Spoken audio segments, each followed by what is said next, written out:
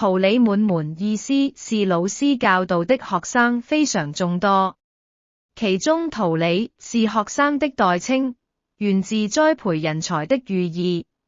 滿門指門下或家門充滿眾人，常用來稱讚一位教育者教學有成，人才輩出。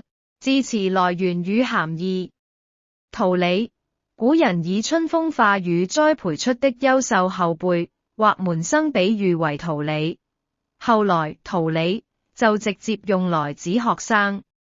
滿門形容人數眾多，聚集在門庭之內。核心意涵指一個老師或前輩的門生極多，遍佈各行各業或社會各界。